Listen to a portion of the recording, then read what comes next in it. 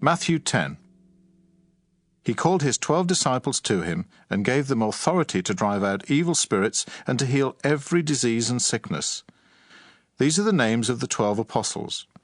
First, Simon, who is called Peter, and his brother Andrew, James, son of Zebedee, and his brother John, Philip and Bartholomew, Thomas and Matthew the tax collector, James, son of Alphaeus, and Thaddeus, Simon the Zealot, and Judas Iscariot, who betrayed him.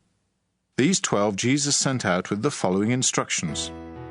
Do not go among the Gentiles or enter any town of the Samaritans. Go rather to the lost sheep of Israel. As you go, preach this message: the kingdom of heaven is near. Heal the sick, raise the dead, cleanse those who have leprosy, drive out demons. Freely you have received, freely give.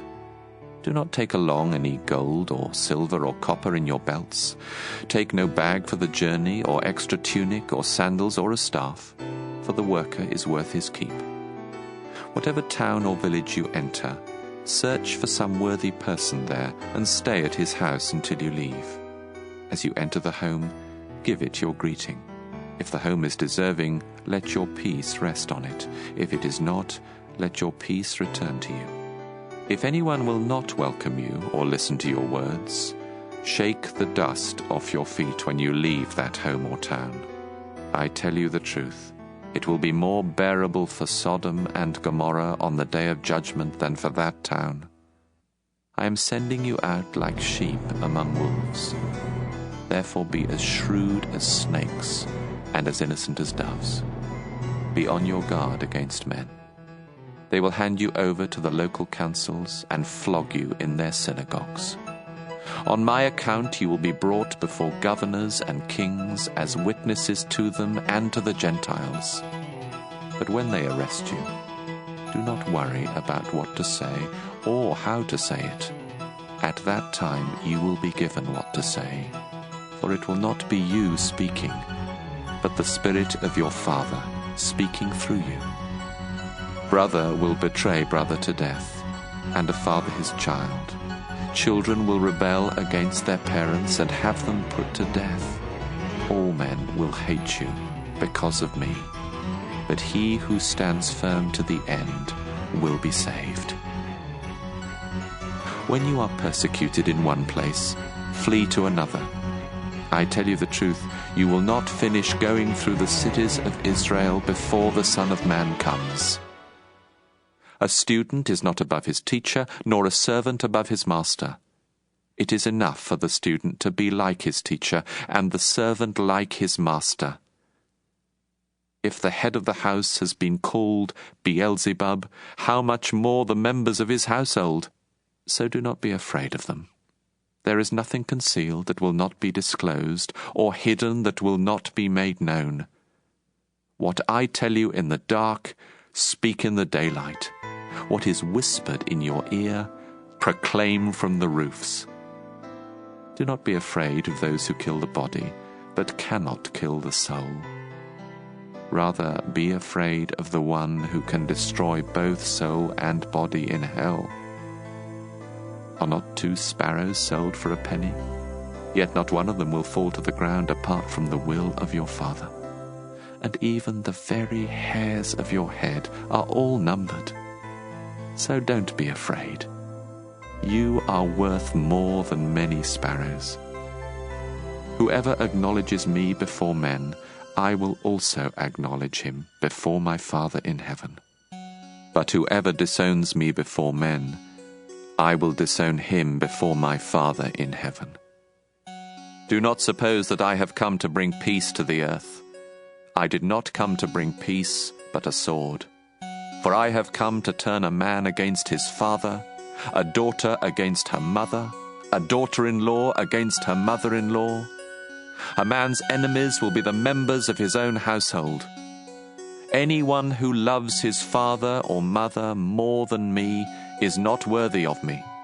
Anyone who loves his son or daughter more than me is not worthy of me. And anyone who does not take his cross and follow me is not worthy of me. Whoever finds his life will lose it, and whoever loses his life for my sake will find it. He who receives you receives me, and he who receives me receives the one who sent me.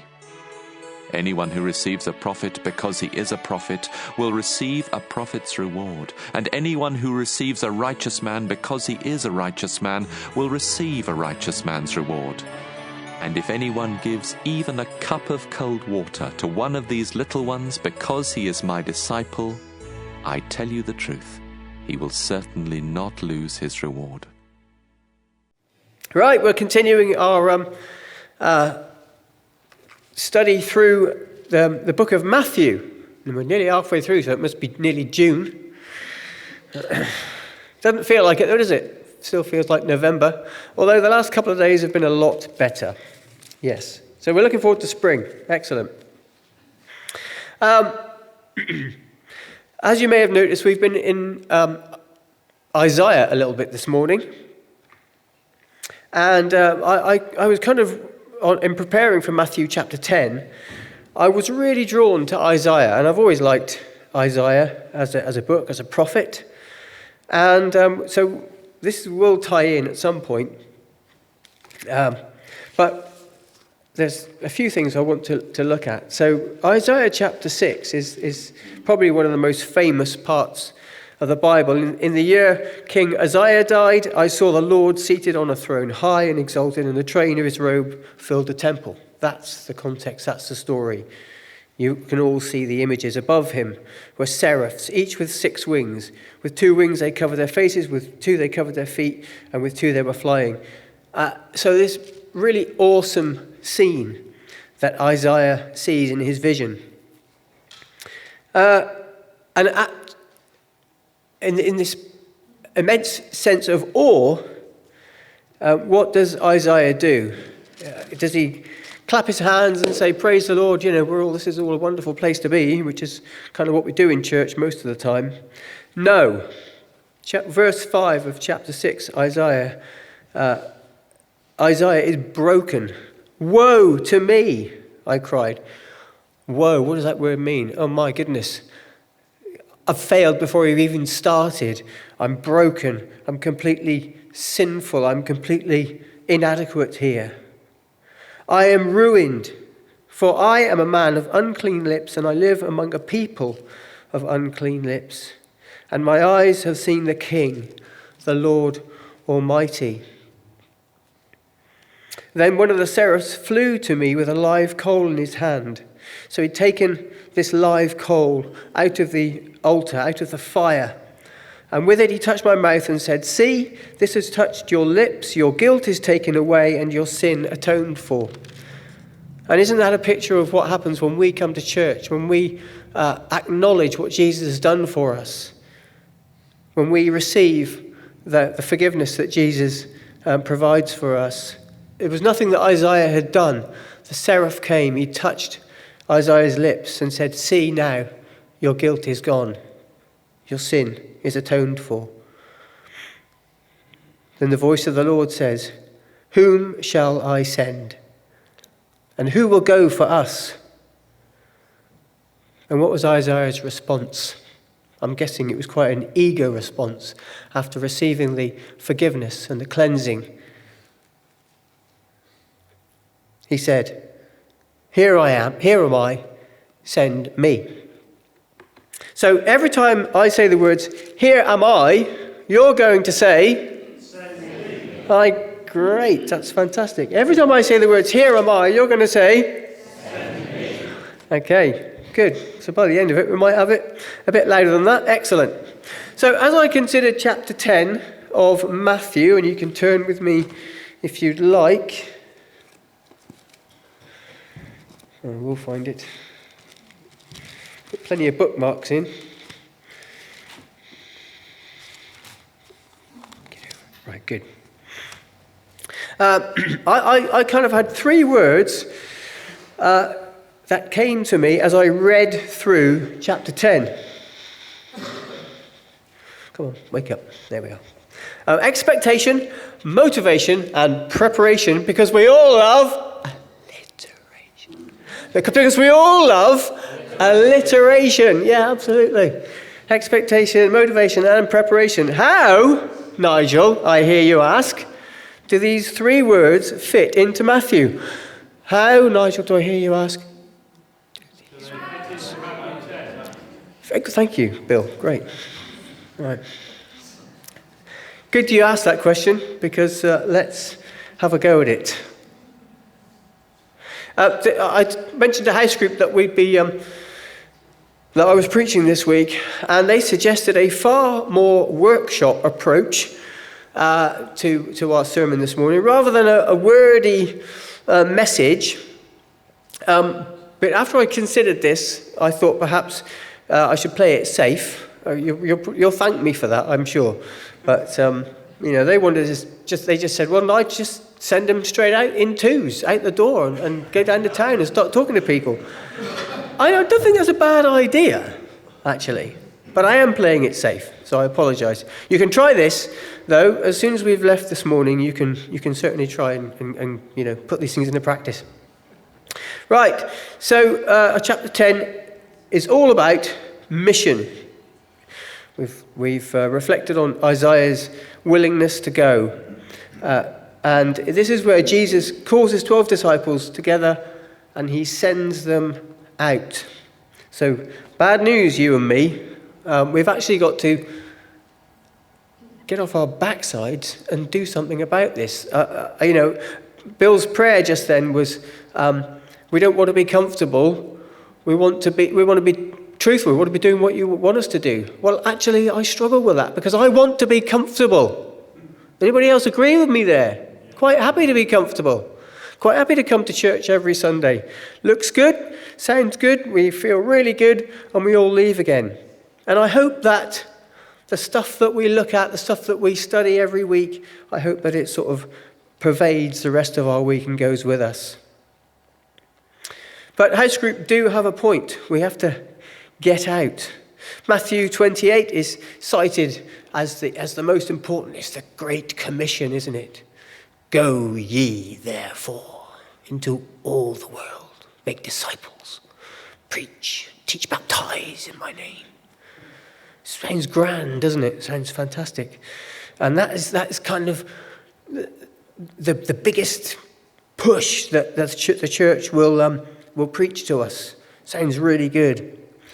And the only time Jesus actually instructed his disciples to stay was when they were to wait for the empowering, the infilling of the Holy Spirit. That event we call Pentecost. There are plenty of places that Jesus says go, but there is one place where he says stay. And just this week, actually, my son, 14-year-old lad, was approaching a candle.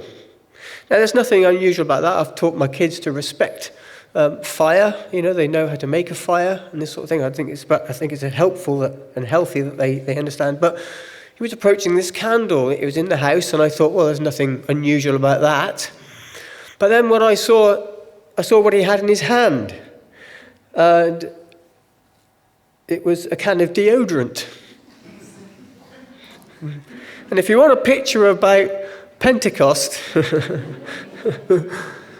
you take a can of deodorant and approach a candle. I stopped him before he got too close because, normally I'm not really a play it safe kind of guy. I would have liked to have seen what would have happened. But not in the context of the confined living room. It was going to be bad. That's the event of Pentecost, isn't it? The power of God. That's what we want to experience, isn't it? We want to experience that infilling, that power. What would it have been like to be in that room, the upper room? So let's take a step back. What is mission?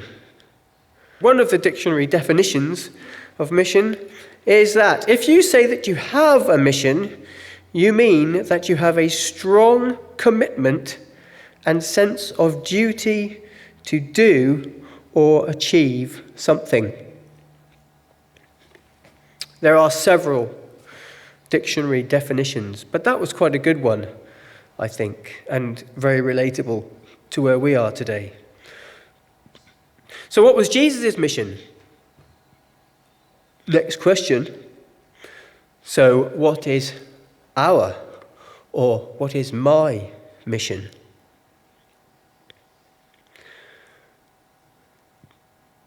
Here am I. Brilliant. That's very good.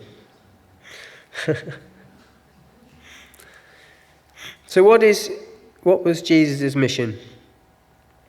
Clearly, in the context of chapter 10 of Matthew, Jesus tells the disciples, go to the lost sheep of Israel. Now, we all know the parable of the lost sheep, don't we? And we're going to sing that song later on, which says Jesus left the 99 in the fold and he went to find that one. He comes to find you and me. But it's unlikely that we read the Gospels in a kind of a chronological order, and it's unlikely that they should be read that way, because actually the parable of the lost sheep appears later in Matthew 18. Well, we haven't even got there yet. We're only in Matthew 10. But it's very likely, and you would understand this, that Jesus would have used these illustrations all the way through his ministry. We're going to come on to something about in a little bit later about another example of that.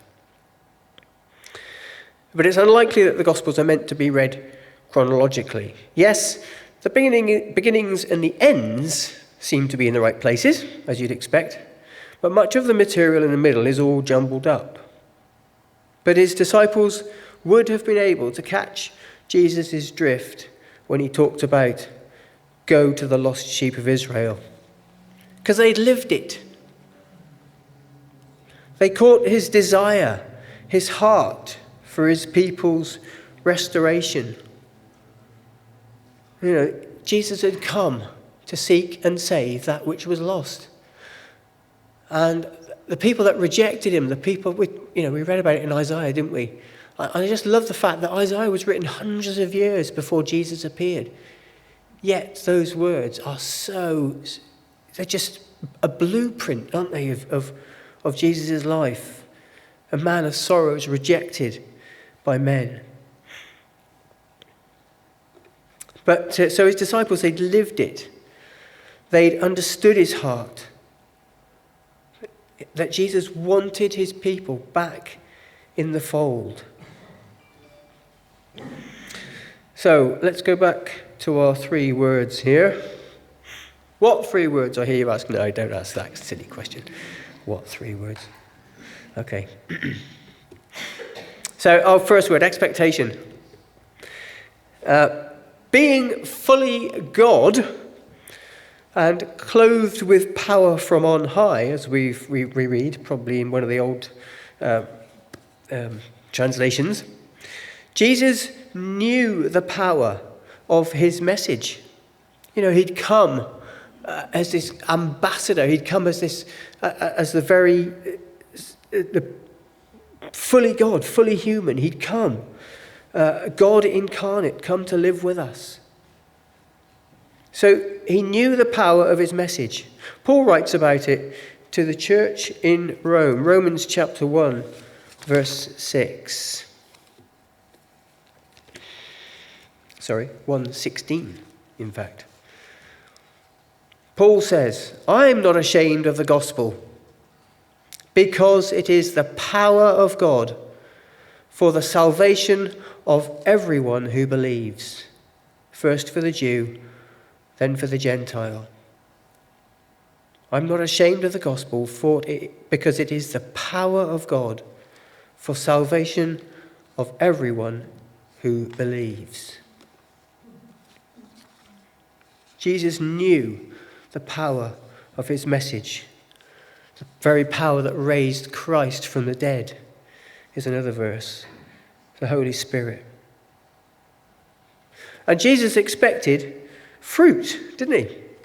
Jesus knew that, this message is a message of life. It's a life-giving message. Jesus said, I'm the way, the truth, and the life. If we think about the Gospel of John chapter 15, Jesus is the true vine, literally producing fruit. In Jesus, we will bear fruit.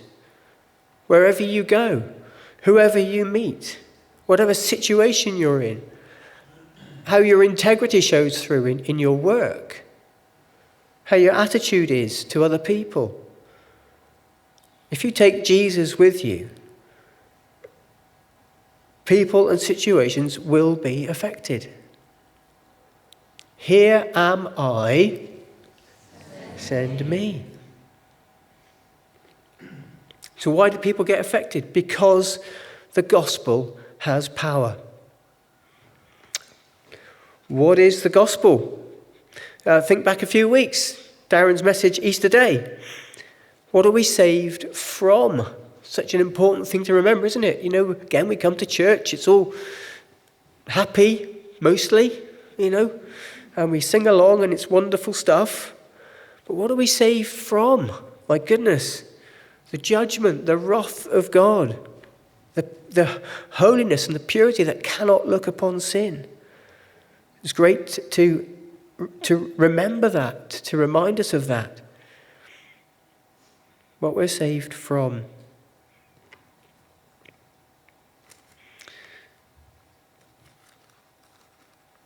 There you go.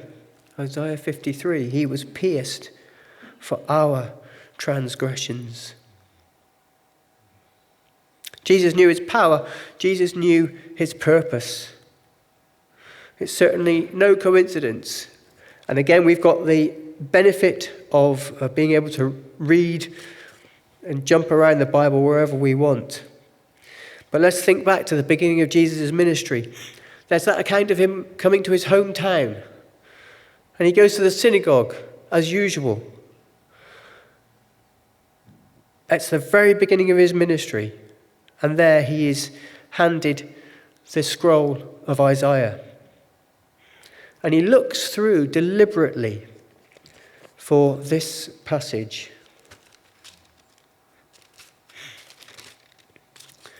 Isaiah 61. And this is absolutely directly, again, relating to Jesus. The Spirit of the Sovereign Lord is on me. His hearers wouldn't have understood it. They wouldn't have known what he was talking about. They would just assume that he was reading the set reading for the day. He is the embodiment of the Spirit of the Sovereign Lord, isn't he? And he's reading these words. Because the Lord has anointed me to preach good news to the poor. He has sent me to bind up the brokenhearted, to proclaim freedom for the captives and release from darkness for the prisoners, to proclaim the year of the Lord's favour and the day of vengeance for our God, to comfort all who mourn and provide for those who grieve in Zion, to bestow on them a crown of beauty instead of ashes, the oil of gladness instead of mourning, and a garment of praise instead of a spirit of despair. And it goes on. I'm going to skip to the end. I delight greatly in the Lord. My soul rejoices in my God, for he has clothed me with garments of salvation and arrayed me in a robe of righteousness, as a bridegroom adorns his head like a priest, and as a bride adorns herself with her jewels. For as the soil makes the young plant come up, and a garden causes seeds to grow, so the sovereign Lord will make righteousness and praise spring up before all nations. Wow. Today, in your hearing, these words have been fulfilled. He said that. Wow. Can you imagine what that would have felt like? Well, it caused a lot of people to want to chuck him off the cliff, actually. Because as far as they were concerned, it was heresy, calling himself God. Today, these words have been fulfilled in your hearing. That's amazing. bringing it back to chapter 10. So here he is passing on this same method, this same kind of blueprint. Go and do these things. This is what I came to do. Now you go and do it. The method behind his purpose. He passes it on to his disciples. Can we ask ourselves, am I a disciple? Am I his partner? Am I partnering with Jesus in the gospel? Am I his disciple? Here am I. Amen. But there's one crucial element here, I think, and it's the key that we find at the beginning of the chapter 10. He called his, I love the word his as well. He didn't just say he called the 12 disciples together. He says, it says here, he called his 12 disciples. And that says something to me about the personal relationship, the personal love and commitment he had to each of his close disciples. He called his disciples to him and gave them authority. Thank you. Somebody was whispering it in the background. Well, again, it's something that came out in the prayer meeting this morning. It was amazing. The very word, authority. And this is a critical element, I think, because Jesus, in a way, passes it on. He endows them with this authority. There's a few Bible references here, and I want to just bring us to the 2 Corinthians one here.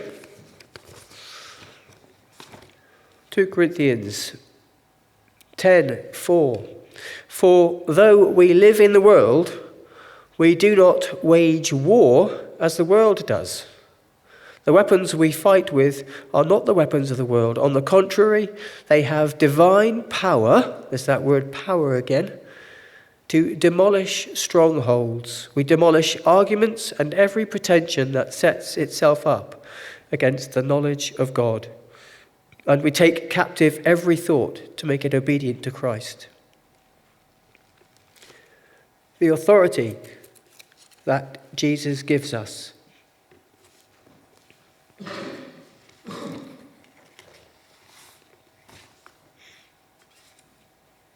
Jesus' ministry of healing, deliverance, and spiritual awakening, which was kind of heralded in the Isaiah 61 passage, deals with the whole person.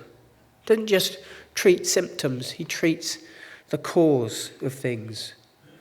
The whole person, body, soul, spirit, and mind, as we've learnt in a previous series. As Jesus dealt with every individual need, because he dealt with people wherever they were, whoever they were. He didn't just apply the same principle to everybody. Every person, every individual has a particular need. Jesus' disciples would have observed that. There are two key elements in dealing with people: wisdom and insight. And I've just made that up. I'm not... I've just distilled that a little bit. There's probably more to it than that. But wisdom and insight. Every situation, whoever you talk to, whoever Jesus dealt with, he just knew the core. He knew the place to go to. Because he dealt with the whole person. We can call to mind some examples in the Gospels when the disciples were having trouble casting out a demon. They would obviously did all the things that they thought they should do. And then Jesus comes along and says, "Oh, stop it. This one could only be cast out by prayer." Perhaps they'd not experienced that before. But they had to learn that every instance is different. The faith of the Roman centurion. Now, again, think about the Roman centurions. The Romans were hated. They were despised by the Jews. They were an oppressive empire coming in and ruining all the Jewish customs and commanding obedience and having taxes off the. They were hated. They were an invading occupying force. But this centurion comes to Jesus and says, my servant is paralyzed.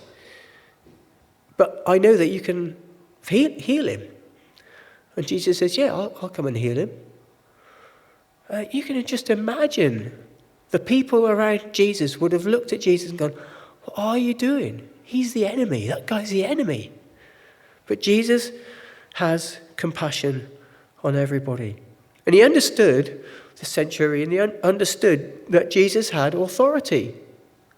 And he said, I'm a man of authority. I tell this servant to go, that command to do this, that, the other thing. They obey me because I have authority. And he knew Jesus had authority. Jesus goes and heals the centurion's servant. Think of the healing of the blind person. Jesus spat on the ground, made a bit of mud, and placed it on the guy's eyes. Every situation was unique. So what does Jesus tell his disciples to do?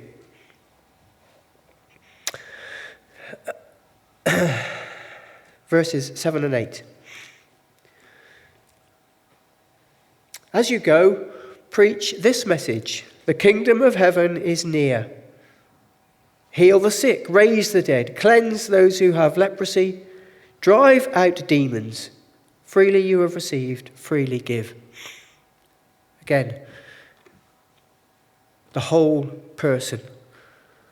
Maybe you've experienced, I know my sister was at a meeting once where one guy's leg was shorter than the other. They prayed for this guy and they actually saw the leg grow in front of them. And I mean, that's just crazy. Because I've not experienced that. I don't know whether any of you have. But those moments are faith-boosting moments, aren't they? And we do need that. We do need the encouragement of seeing something, seeing an answer to prayer which is completely inexplicable. Those really boost our faith. So let's move on. Gets to the moment where Jesus gives his boys a bit of a team talk. He's commissioned the disciples. He's endowed them with his authority. Then he instructs them in real faith steps. We all like to be prepared. We all like to make sure that we've got, roadside assistance on the car. We, want to make sure that we've got enough food for the siege. We want to make sure that, we're just well prepared.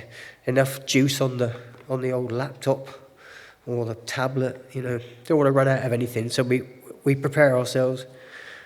Jesus instructs his disciples to not take along any gold or silver or copper in your belts, take no bag for the journey, nor extra tunic or sandals or a staff. Right, okay? So you're sending us out, but telling us not to be prepared. Yep, that's right. Live simply, travel lightly, and learn to rely on the hospitality and support of complete strangers. Great stuff. Because you're enabling somebody else to bless you. Right, so let's move on to verse 40 of chapter 10. He who receives you receives me, and he who receives me receives the one who sent me. That's brilliant, isn't it? Anyone who receives a prophet because he is a prophet will receive a prophet's reward. They don't have to be a prophet, but because they've received a prophet, they'll receive the same reward as a prophet would. Because God is faithful, even to those who support other people who go. There's a little gem there. Anyone who receives a righteous man because he is a righteous man will receive a righteous man's reward. And if anyone gives even a cup of cold water to one of these little ones because he is my disciple, I tell you the truth, he will certainly not lose his reward. I don't think it means children there when it says little ones either. I says it means people who are taking small faith steps.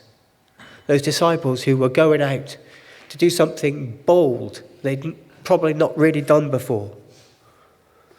People who were happy to walk by faith and not by sight. Because it's important to remember that it's just as valuable to support a missionary as it is to be a missionary. Remember how much the Romans were hated, what they represented. To Jews, another kingdom of the world that directly opposed the kingship of Jehovah, of Yahweh. Continually, Jesus spoke using the imagery of his time. Verse 38 says this, which is a bit, I would say, out of place. Anyone who does not take his cross and follow me is not worthy of me. Now, we've got the benefit of looking back and understanding what the cross meant to Jesus. But the disciples wouldn't have had a clue, would they? They would not have known what Jesus was talking about. They would have seen the Romans doing horrible things to people. They would have seen crucifixions. They would have seen the absolute shame and humiliation and agony that somebody who was being crucified, the process of that, absolute horrendous execution. It wasn't just a lethal injection in a quiet room somewhere. It was public humiliation. And Jesus says, whoever's not willing to take up his cross and follow me is not worthy of me. They wouldn't have even had this capacity to believe that Jesus could be one of those people. There's no way that Jesus would be convicted to die on a cross. That wouldn't have, this is further back in his ministry. I don't think he never even spoke to them about his destiny, his death. So they would not have really got the gravity of that comment. But they would have understood what it meant. I'm going to steal a bit of thunder from next week, chapter 11. And I'm going to take this from the Message translation, if you can read that. I'm not sure you can. We've had it before, and it's kind of a really refreshed way of looking at Matthew chapter 11, verse 28. Are you tired, worn out, burned out on religion? Come to me, get away with me, and you'll recover your life. I'll show you how to take a real rest. Walk with me, work with me. Watch how I do it. Learn the unforced rhythms of grace. I won't lay anything heavy or ill-fitting on you. Keep company with me and you'll learn to live freely and lightly. The word yoke there, the yoke is a powerful illustration, isn't it? Oxen were yoked together, so you'd bridle them both up, you'd put a thing across their shoulders, and they would pull together. And if you had two oxen that had worked together for a long time, they would pull far more than two oxen. It would the power ratio you'd get would be amazing if they pulled in step. But if there was a young oxen and an old oxen yoked together, they would have the young one would have to learn how to get into the pace of the older one before they could really reach their potential. That word yoke, I was doing some research on the old Jewish encyclopedia. Love it, fantastic. And they were talking about yoke. Well, you can be yoked to lots of things. There can be Isaiah 58 talks about a yoke of oppression. Release the yoke of oppression. The Jews talk about kingdoms, like the Romans. They came in and you were yoked to them. You didn't want to be, but you had to do things on their terms. You had to do things at their speed. was another image of kingdoms imposing their a worldly kingdom imposing its governance on you. And it was oppressive and painful. And there's, I'm not sure that we can see the picture, but talk about an ill-fitting yoke. Jesus does not place on us an ill-fitting yoke. He carried the cross, and it wouldn't have been a cross as we know it. It would have been probably just the beam. The posts were already ready to be hoisted up. But the unfortunate would have had to carry the beam. If that's not a picture of the ultimate example of an ill-fitting and oppressive yoke, I don't know what is. But Jesus carried that for us so that we wouldn't have to. Because Jesus doesn't drive, he doesn't crack the whip, he leads. So, coming into land here, you'll be pleased to know, we've had expectation, we've had motivation, and we have a certain amount of preparation. The Lord wants to prepare his disciples for not just the triumphs of the message. They've seen people healed, they've seen people raised from the dead, they've seen the wonderful things that Jesus has done. But he prepares them also for the trials, the very hostile opposition believers will face.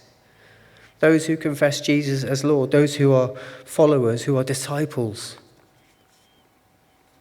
And in verse 14, he says, be on your guard. In verse 19, he says, when they arrest you. Verse 21, betrayal. You will be betrayed, brother to brother, family members, because you love me. You will be hated, verse 22, because of me. Many Christian leaders we know of, it still happens today. Many Christian leaders, pastors and believers have suffered. Obviously there are some quite interesting depictions, as you might say, about what actually happened to the apostles. You know, what kind of deaths as martyrs they had to endure. There's a great little book at the back in the little book donation thing. You can have a look at it. It's about the saints. And it talks about who's who and who was martyred and all that sort of stuff. Many people have suffered. Their families have suffered. And they have even paid the ultimate price for the sake of the gospel. And it still continues today in many countries. We hear about it when we do the persecuted church events here. Still, people risk their lives bringing others to faith, bringing the message of salvation to others. And that challenges me. I'm challenged by that level of commitment.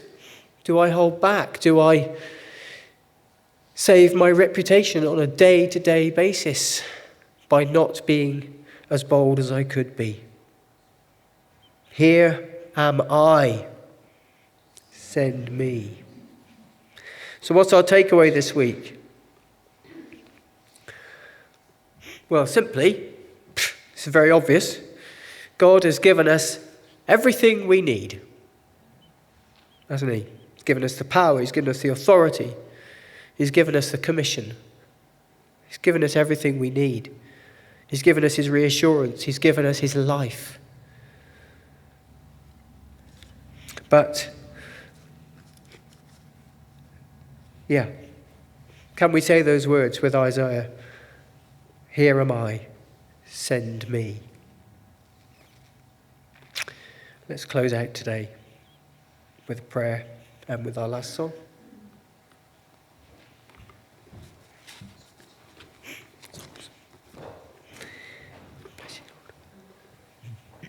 Let's just pray. We're going to sing those words. We have sung those words. I want to experience your heart for those around me. I want to experience your love, your brokenness for those around me. And Lord, give us the courage to say, here am I, send me. Is it our neighbours? Is it our town? Is it a call across the world? Whoever it is, wherever you feel that God is leading or prompting you today, I just invite you to find somebody you can pray with and ask for the steps. God has already opened a way. God has already begun to prepare the place, the situation for you to move into. We just need to have obedient feet. Yeah.